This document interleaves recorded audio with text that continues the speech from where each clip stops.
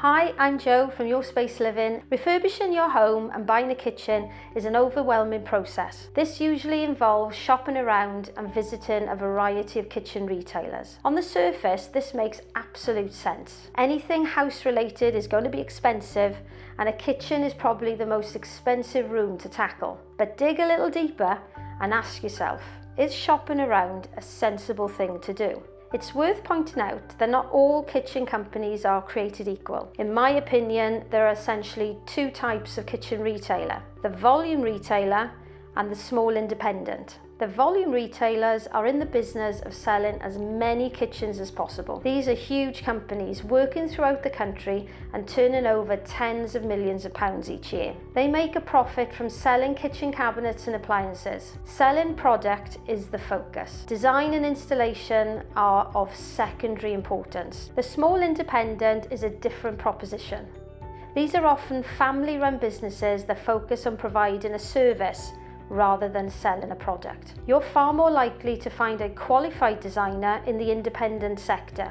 You're also more likely to have a fully managed and supported installation process. This may also include building work and a full-blown interior design service, all under one roof. A turnkey service, if you like. This is a totally different animal to the volume retailer. So, if shopping around means comparing a small independent company to a volume retailer, you're wasting your time. If your priority is budget and the design is less important, I would definitely recommend shopping around the volume retailers. Pick a few well-known companies and let them compete for your business. And I would also recommend looking for your own installation team. When it comes to the installation side, go for recommendations from friends and take a close look at their level of workmanship.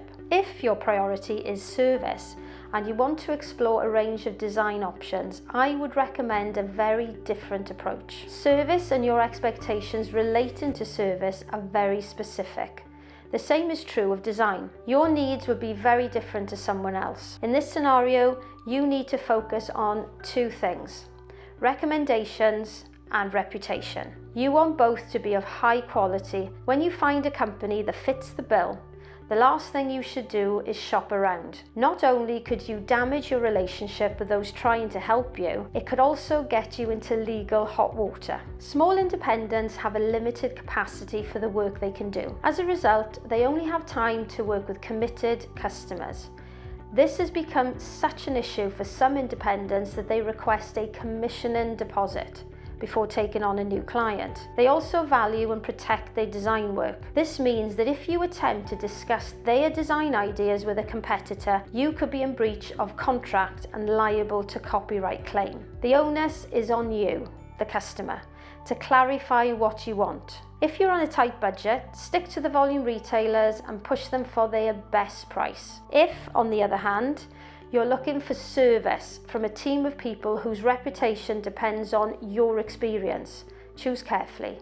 Commit to your choice and stop shopping around. As the saying goes, the grass is never greener on the other side.